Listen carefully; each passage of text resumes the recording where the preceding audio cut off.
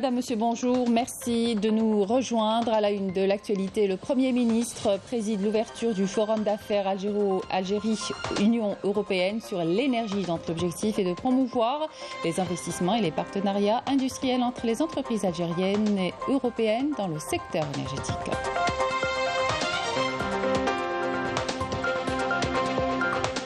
Poursuite des travaux du Forum économique algéro-français à Alger, un forum qui va impulser une dynamique durable aux échanges économiques entre les deux pays.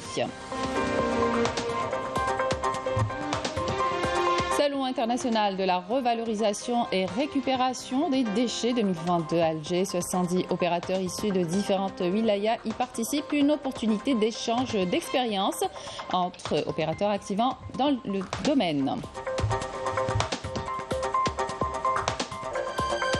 À quelques semaines de la tenue du sommet arabe d'Alger, le peuple palestinien exprime son engouement quant à l'organisation de cet événement majeur en Algérie. On en parle dans un moment. Bienvenue à tous. La déclaration de politique générale du gouvernement devant les sénateurs cet après-midi. Le Premier ministre Ayman Ben Abdelrahman fera sa présentation au Conseil de la Nation en séance plénière. Le Premier ministre Ayman Ben Abdelrahman a présidé ce matin à Alger la cérémonie d'ouverture du Forum d'affaires Algérie-Union européenne sur l'énergie, en présence du ministre de l'Énergie et des Mines, Mohamed Arkab, la commissaire européenne à l'énergie, Kadri Simpson, le président du Conseil national économique, social et environnemental, en plus de partenaires, de parlementaires, des représentants des ambassades des pays de l'Union européenne accrédités en Algérie, de hauts cadres, de ministères, entreprises et institutions nationales, ainsi que des associations industrielles et organisations patronales. Un forum de 2 jours qui a pour objectif de promouvoir les investissements, les partenariats industriels entre les entreprises algériennes et européennes dans le secteur de l'énergie et d'engager des partenariats mutuellement bénéfiques. Je vous propose d'écouter le Premier ministre Ayman Ben Abdelrahman. أود أن أذكر بأن الشراكة بين الجزائر والاتحاد الأوروبي ليست وليدة الحاضر، بل إننا نحتفل اليوم بالذكرى العشرين لتأسيسها، وهي التي مكنت من وضع أطر للتعاون، حتى وإن أصبح من الضروري تحسينه وتعزيزه، مما سمح فيما مضى بتنفيذ العديد من المبادرات والإجراءات.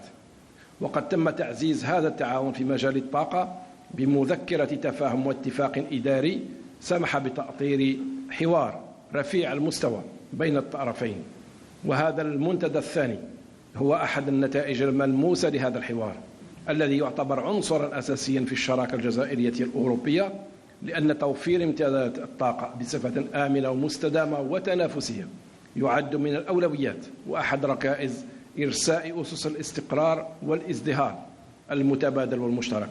وعليه كان من الضروري تعزيز وتقييم الحوار بين شركائنا الأوروبيين في جميع الميادين من أجل توطيد هذا التعاون والعمل معا لبناء شراكة رابح تضمن وتصون مصالح كلا الطرفين. وغني عن البيان أن الجزائر في مجال الطاقة هي أكبر منتج للغاز الطبيعي في إفريقيا والمورد الثالث للغاز الطبيعي لأوروبا، التي تعد بدورها أهم سوق للغاز الجزائري، وذلكم ما يفسر هذه العلاقات الوثيقة والحوار الدائم بين الجزائر والاتحاد الأوروبي بهدف تعزيز الأمن الطاقوي وترقية الطاقات المتجددة والفعالية الطاقوية. Et avec nous en direct notre reporter Wassila Bouchareb. Wassila, bonjour. C'est un forum qui s'étend sur 2 jours et comprend un riche programme. Pouvez-vous nous en dire plus ? Amina Zahouf, bonsoir. Ce forum est l'une des résultantes des 4e rencontres sur le dialogue énergétique entre l'Union européenne et Alger et l'Algérie, tenue hier au siège du ministère de l'Énergie et des Mines à Alger. C'est la 2e édition de ce forum. La première édition, rappelons-le, a eu lieu en mai 2016. Donc il revient après une rupture de 5 longues années. Ce forum a été rehaussé par la présence, comme vous l'avez mentionné dans les titres, de Monsieur le Premier ministre. Ayman Ben Abdelrahman a plaidé lors de l'ouverture de ce forum en faveur d'un retour massif des investisseurs étrangers, donc des investissements directs étrangers qui ont connu un déclin ces dernières années. Ben Abdelrahman a également fait la promotion du nouveau code des investissements qui porte beaucoup de facilitations, qui accorde beaucoup d'avantages aux investisseurs étrangers. Il a également évoqué la nouvelle loi sur les hydrocarbures avec ses nouvelles dispositions de facilitation des investissements dans le secteur pétrolier. De son côté, Madame la commissaire à l'énergie de l'Union européenne, Kadri Simpson, a fait un discours dans lequel elle a utilisé des mots très forts à l'égard de l'Algérie. Madame Simpson a qualifié l'Algérie d'un pays, d'un partenaire fort, stable, sûr et fiable. Ces mots forts augurent d'un bon partenariat éventuel futur entre l'Union européenne et l'Algérie, notamment dans le secteur gazier, dans le secteur donc de l'hydrogène. Rappelons-le, l'Algérie est un gros producteur de gaz, 10e au monde. L'Algérie est également 3e fournisseur de gaz de l'Europe, de l'Union européenne, après la Russie et la Norvège, à hauteur de 11% d'approvisionnement. Merci à vous, Wassila Bouchareb, pour tous ces détails. Je rappelle que vous étiez avec nous en direct à partir du Forum d'affaires Algérie-Union européenne sur l'énergie. Dans l'actualité également, deuxième et dernier jour du Forum économique algéro-français, le Premier ministre Ayman Ben Abdelrahman a indiqué hier au premier jour que le Forum économique algéro-français a affirmé la volonté politique des dirigeants des deux pays d'aller de l'avant vers une nouvelle conception du partenariat économique basé sur les principes de la déclaration d'Alger signée en août dernier. Ce forum économique algéro-français va impulser donc une dynamique durable aux échanges économiques entre les deux pays. Les divers axes abordés lors des ateliers du forum sont une opportunité de partenariat dans divers secteurs. Plusieurs centaines d'hommes d'affaires algériens et français y prennent part. Amel Borba. Les hommes d'affaires algériens et français misent sur un partenariat économique rénové incarnant la détermination des deux pays à redynamiser la coopération bilatérale. L'attente, bien, c'est le développement de ces relations, parce que je pense qu'il y a beaucoup de choses à faire entre l'Algérie et la France, et vice-versa, bien entendu.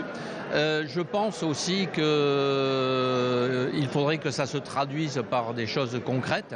Donc, on a toujours l'espoir qu'au terme de cette rencontre, il y aura des choses concrètes qui seront établies, des rendez-vous, des rencontres qui vont continuer à se développer bien au-delà de cette rencontre sur ces 2 jours. Les entreprises qui souhaitent accélérer et développer des partenariats business avec des opérateurs en Algérie. Et pour cela, nous avons du côté français mis en place une série de dispositifs qui visent à pouvoir financer les entreprises dans leur stratégie d'investissement et d'implantation, sécuriser également leur partenariat économique pour faire en sorte que cela puisse s'inscrire dans le temps avec leurs partenaires algériens. Les opérateurs économiques ont identifié, lors de ce forum d'affaires algéro-français, les opportunités d'investissement, notamment dans le domaine des énergies renouvelables, l'industrie pharmaceutique, l'agriculture ou encore l'agroalimentaire. Ce qu'on attend, c'est des actions rapides, aussi petites soient-elles, parce qu'on dit toujours que des petites actions individuelles, quand on les cumule, ça fait des grandes victoires collectives. Donc ce qu'on attend, c'est de l'action. Pour partenariat, Inch'Allah, gagnant-gagnant entre les deux pays, Algérie et France. Et aussi, à l'occasion aujourd'hui d'avoir des partenariats avec, on va faire les B2B entre les sociétés algériennes et françaises. Nous, dans notre côté, dans le secteur céramique dalle de sol, on voudrait accentuer et faire plus de recherche et partenariat avec les sociétés françaises pour rentrer dans le marché européen, Inch'Allah. Les opérateurs économiques ont mis en avant le climat des affaires de plus en plus attractif en Algérie à la faveur de la nouvelle loi sur l'investissement promulguée récemment. Cette loi sur l'investissement, il a fallu bien la travailler, j'imagine. Donc aujourd'hui, elle est sortie et les textes d'application sont sortis très rapidement derrière. C'est un signe. Pour nous, nous l'interprétons comme un signe extrêmement positif. Et qu'aujourd'hui, il faut fabriquer ici. Donc pour fabriquer ici, il faut trouver les bons partenaires pour pouvoir s'installer. Avec, bien sûr, l'espoir bientôt de pouvoir exporter vers l'Afrique. Et effectivement, comme l'a dit le Premier ministre, de devenir le hub d'exportation de l'Algérie vers l'Afrique. Les investisseurs algériens et français ambitionnent ainsi de concrétiser un partenariat gagnant-gagnant, illustrant l'engagement des chefs d'État des deux pays pour relancer la relation bilatérale en application de la déclaration d'Alger signée en août dernier. Lancement hier de la 6e édition du Salon international de la revalorisation et récupération des déchets 2022 au Palais des Expositions à Alger avec la participation de plus de 70 opérateurs issus de différentes wilayas. Le salon est placé sous le thème l'investissement dans le secteur des déchets, une valeur ajoutée importante à l'économie nationale. Il est destiné à la fois aux professionnels et au grand public et représente une opportunité d'échange d'expériences entre opérateurs activant dans ce même secteur. Malim Damis. Plus de 70 exposants ont participé au salon Revad. Cet événement économique constitue un rendez-vous majeur pour les entreprises de collecte, de transport, de tri et de valorisation des déchets. On a la matière première à travers le recyclage des batteries usagées. Donc du moment qu'il n'y a pas de minerai en Algérie, il y a un gisement urbain, on appelle gisement urbain, toute batterie usagée est recyclable. Donc on aimerait bien soulever un problème qui va à l'encontre de notre existence. Le problème, c'est l'export de la matière première qui est le plomb. Cet événement favorise l'échange des expériences en matière de gestion des déchets entre les opérateurs et permet la présentation des matériels et des techniques utilisées dans le traitement des déchets et le recyclage. KD est une organisation étatique relevant de la tutelle du ministère de l'Environnement coréen. Nous participons à ce salon dans le cadre de la coopération entre les pays concernés par cet événement. L'objectif c'est de valoriser les déchets. C'est une entreprise de recyclage et de récupération de toute matière recyclable, non métallique. Notre premier objectif, c'est le développement durable et zéro déchet pour que la planète respire. C'est notre but. Ce salon offre une opportunité de découverte et de transfert de technologies où se rencontrent les principaux acteurs du marché des déchets avec les spécialistes de la filière. Sommet arabe, la cause palestinienne, un volet important qui sera abordé lors du sommet arabe à Alger les 1er et 2 novembre prochains. Les Palestiniens, de leur côté, attendent cet événement avec impatience et espèrent que ça permettra de renforcer la cause palestinienne et unir les rangs arabes. Reportage Wissam Abouzaïd, le commentaire est signé Walid Yousfi. À quelques semaines de la tenue du sommet arabe à Alger, le peuple palestinien exprime son engouement quant à l'organisation de cet événement majeur en Algérie. Un sommet qui promet de se pencher sur les préoccupations des peuples arabes, notamment le peuple palestinien. On espère que ce sommet arabe sera à la hauteur des attentes de tous les peuples arabes. C'est un événement très important, notamment de par le lieu qui abritera ce sommet. Un pays tel que l'Algérie est capable d'unir les rangs de la nation arabe. Si tous les Arabes s'unissent, c'est sûr que ça serait positif pour nous et cela ne peut que renforcer la position de la cause palestinienne et de la Palestine. Tout cela représente un pas de plus vers la liberté de la Palestine. Le peuple palestinien place de grands espoirs dans ce sommet arabe, surtout en ce qui concerne le soutien des droits du peuple palestinien et de son droit de vivre dans un État indépendant et souverain avec El-Quds occupé comme capitale. Ce sommet sera également l'occasion pour les Palestiniens de crier haut et fort leur opposition à la normalisation et de mettre le monde et ses institutions internationales face à leurs responsabilités. Nous souhaitons que cessent toutes les formes de normalisation avec l'occupant sioniste et que ce sommet arabe devienne l'occasion d'unifier les rangs de la nation arabe. La cause palestinienne est au cœur des débats et sera l'une des questions les plus importantes de ce sommet. Cela dénote de l'importance qu'accorde ce pays, l'Algérie, à la cause palestinienne. La cause palestinienne fera donc partie des sujets importants qui seront abordés durant le sommet arabe d'Alger les 1er et 2 novembre prochains, un sommet qui se veut unificateur et rassembleur. Et les journalistes présents au Forum des médias arabes aux Émirats arabes unis parlent déjà d'un sommet exceptionnel. Écoutez. Le sommet arabe qui se tiendra à Alger est un sommet qui a vocation à unifier les rangs des pays arabes et leurs positions. Ce sommet se tiendra dans un contexte régional et mondial très particulier. Et le fait qu'il se tienne à Alger, ça lui confère une symbolique particulière pour tout citoyen arabe qui aspire à la liberté et à la souveraineté de la nation arabe, loin de toute ingérence étrangère. Le royaume du Bahreïn est honoré de participer à ce sommet et contribuer à son succès, ainsi qu'à la stabilité et à la paix dans tous les pays arabes. Le journaliste libanais Sami Klayeb n'a pas tari d'éloges à l'égard de l'Algérie et de son rôle dans l'unification des rangs de la nation arabe. Je vous propose de l'écouter. Il était passé hier au forum de la radio nationale. Ce sommet sera une réussite parce que l'Algérie a les capacités et les moyens, ainsi qu'une jeunesse engagée, une volonté claire unissant son peuple, son armée et ses dirigeants, chose rare dans les autres pays arabes. Comme je l'ai mentionné dans un de mes articles, la nation arabe a grand besoin de s'inspirer de l'Algérie pour retrouver sa dignité et construire ainsi un avenir commun pour tous les pays arabes. Sans cela, aucune unité de la nation n'est possible. Lutte contre la spéculation illicite. 23 individus impliqués dans des affaires de spéculation illicite sur des produits alimentaires de large consommation ont été présentés hier devant le parquet du tribunal de Sidi Mohamed, section lutte contre le terrorisme.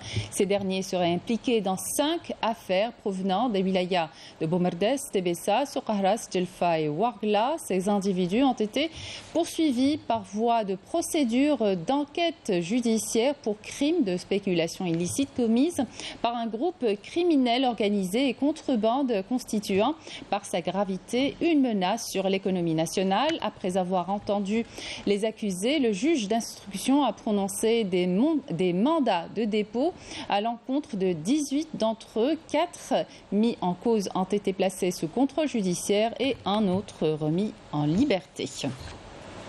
Et toujours dans le cadre de la lutte contre la spéculation illicite et suite aux dernières décisions du président de la République lors du dernier Conseil des ministres à Gherdaya, les citoyens saluent ces décisions. Yanis Aïd Kalqassam.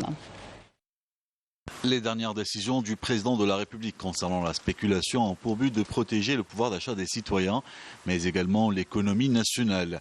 Une nouvelle qui a rassuré les Algériens qui souhaitent voir sa concrétisation sur le terrain. Nous saluons la décision du président de la République concernant la lutte contre la spéculation qui a pour but de protéger le pouvoir d'achat des citoyens. D'autre part, il faut que le consommateur achète que ce dont il a besoin. Nous remercions le président de la République pour sa décision de lutter contre la spéculation. Nous espérons que les décisions prises par le président de la République soient appliquées. La spéculation, un phénomène qui a pris de plus en plus d'ampleur, souvent causé par le monopole de certains commerçants, mais également du mauvais comportement des consommateurs. Les denrées alimentaires de première nécessité telles que la semoule, l'huile et le sucre sont disponibles. Il faut juste que le consommateur sache faire ses courses.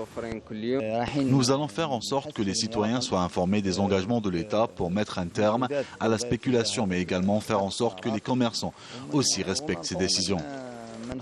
Le président de la République a assuré la poursuite de la lutte contre la spéculation. Il a mis en exergue le rôle du gouvernement dans la garantie de la disponibilité et de la stabilité des produits alimentaires, et ce à travers la lutte contre la spéculation sous toutes ses formes. Car nous avons remarqué que la spéculation est devenue la source principale de revenus pour ces commerçants véreux. C'est pour cela qu'il est important de travailler en coordination avec les autorités concernées spécialisées et la société civile pour lutter contre la spéculation. Des décisions qui ont pour but de protéger le pouvoir d'achat des citoyens et protéger l'économie nationale, mais également de garantir la disponibilité des aliments dans les marchés. Une démarche qui dénote également l'intérêt que porte le gouvernement à l'amélioration de la situation sociale du citoyen. Dans la wilaya d'El Oued, une zone franche sera créée au poste frontalier Taleb Larbi, et ce, en application des décisions prises lors de la réunion du Conseil des ministres. Objectif, ouvrir de nouvelles perspectives pour l'investissement en Algérie et redynamiser l'activité économique et commerciale. Une décision vivement applaudie par les habitants de la région. Mohamed El Aïd El Bihi et Rina Lerari. En plus d'être un point de transit pour les voyageurs, le poste frontalier Taleb El-Arbi est appelé à devenir une zone de libre-échange. Un gain très important pour la région, ouvrant de larges horizons aux investisseurs. Nous attendions cette décision depuis très longtemps. Ce passage permettra d'augmenter le volume d'exportation vers l'étranger et de redynamiser l'activité commerciale dans la région.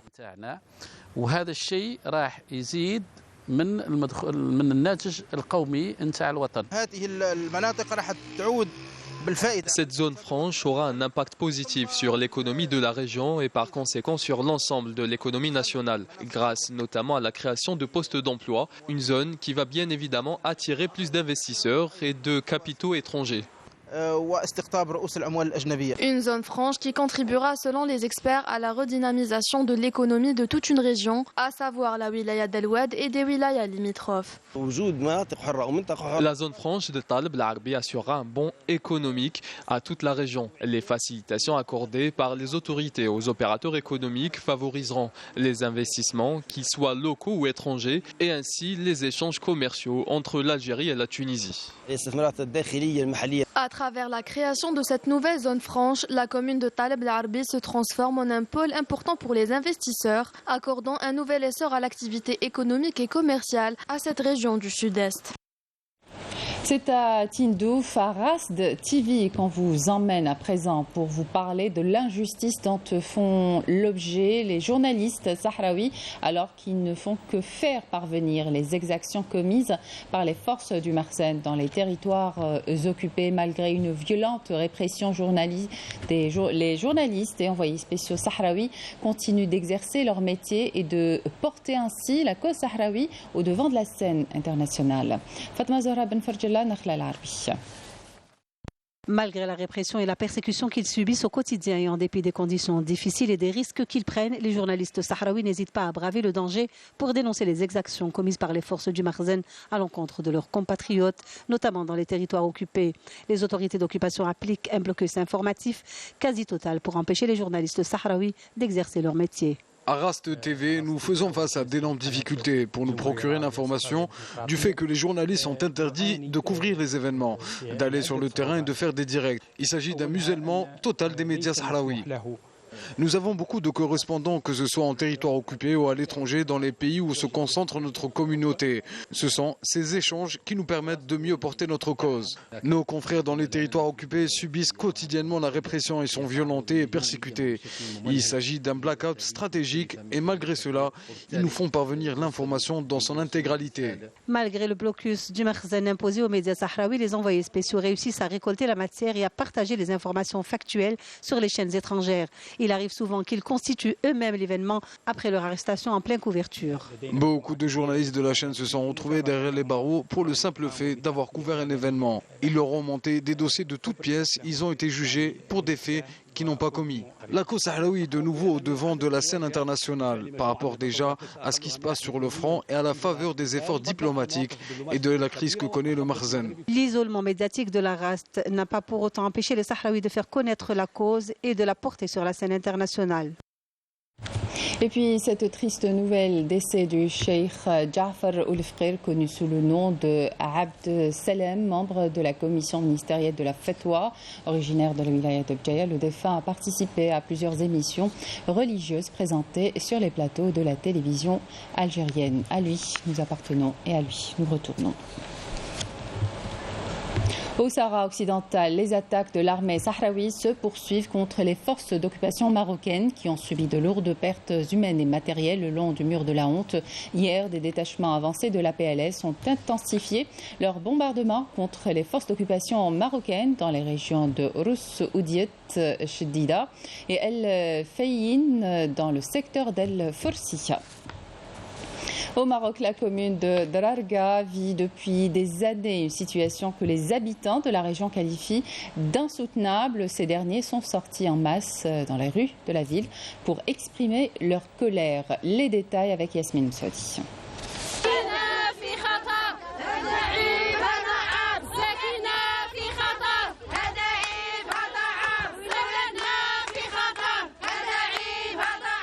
Marginalisés depuis des années, Les habitants de la commune de Drarga au Maroc n'en peuvent plus. L'injustice dont ils sont victimes et la précarité dans laquelle ils vivent les poussent à investir la rue et à exiger le minimum pour une vie décente, eau potable, école et hôpital. عندها التهميش في جميع الاشياء اللي كيخصوا المواطنين ما عندهاش مدرسه عندها فيها الاكتظاظ نقصها في جميع الحاجه يعني حتى الشاحنه اللي كتجمع الازبال النفايات يعني ما كتوفرش عليها ساكنه تاع دار بوبكر كيجمعوا الازبال وكيحرقوهم علينا في الليل واش هذا يعقل ما عندناش الكوليج والليسي والابتدائي تا هو فيه الاكتظاظ بزاف كنطلبوا باش يديروا لنا المدرسه الابتدائيه والاعدادي والثانوي. La colère et l'indignation ont atteint leur paroxysme. Les habitants de la région, qui en ont assez des promesses mensongères des dirigeants de leur pays, demandent un changement radical. مهمشه لواحد الدرجه ما كتصور عندنا بزاف ديال الاشياء يعني حتى المطالب ما بقيناش عاقلين باش نحسبوهم والمسؤولين راه ماشي هذه المره الاولى اللي حنا واقفين قدام الجماعه دابا المره الثالثه ولا هي المره الرابعه باش كنجيو هنا وكيوعدونا بالوعود اللي هي كاذبه كل مره كيقولوا لنا سيروا ها هو الكوليج جاي سيروا ها هي المدرسه جايه هذا لا يعقل. ولادنا في خطر هذا عيب هذا عار ولادنا في خطر هذا عيب هذا عار. Les Marocains font montre d'une détermination à toute épreuve en poursuivant leurs manifestations et en organisant des sit-ins dans l'espoir de mettre un terme à une situation devenue insoutenable.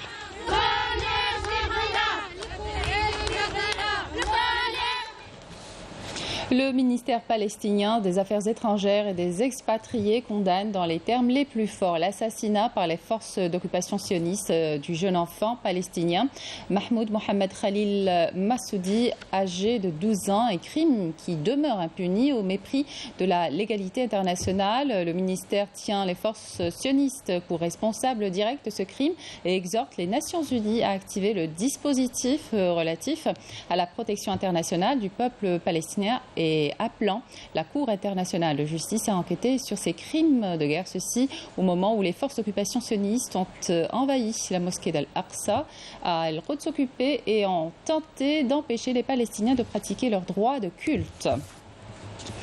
On revient chez nous pour vous proposer une virée à Tlemcen au célèbre Souk d'El Hassayriya, un lieu chargé d'histoire conjuguant authenticité et modernité. Raouf Hamouch.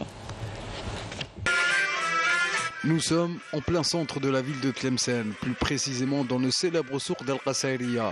Ici règne une ambiance bien particulière où les odeurs des épices et autres produits du terroir sont bien présentes, offrant aux visiteurs venus des quatre coins du pays 1001 senteurs et couleurs. Lors de notre visite, nous avons été interpellés par l'affluence singulière dans ce magasin d'épices, lieu connu sous le nom de Draq. Ici, la préparation artisanale des épices se transmet de génération en génération. Ce magasin d'épices appartenait à mon grand-père Hadj Driss. Il a ouvert ses portes en 1895. Il a commencé à préparer ses propres mélanges d'épices qui avaient connu à l'époque un franc succès. Et depuis, c'est une adresse incontournable pour les fins gourmets venus des quatre coins du pays et même de l'étranger pour acheter leurs épices préparées avec amour. Et justement, en plus de ses clients habituels, Anis reçoit chaque jour des dizaines de clients venus de l'étranger, spécialement pour faire le plein d'épices. Tous ceux que nous avons rencontrés sur place témoignent de la singularité de cette échoppe atypique.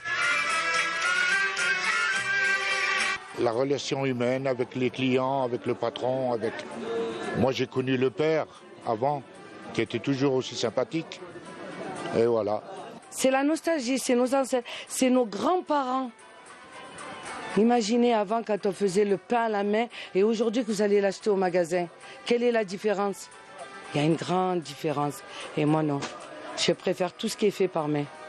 C'est pour ça qu'on est là et on achète. Moi j'ai toujours la maman quand je viens en France, quand je viens au bled, elle me dit il faut ramener les épices. Elle me dit de ramener les épices, elle veut que je ramène zahtar, rasoul, les épices parce que elle préfère ici, ils ont une saveur, ils ont quelque chose de plus. Un lieu chargé d'histoire, conjuguant authenticité et modernité. Si vous passez du côté de Tlemcen, vous y trouverez plein de produits du terroir. Et c'est la fin de cette édition. Merci de votre attention. Excellente suite de programme sur Canal Algérie.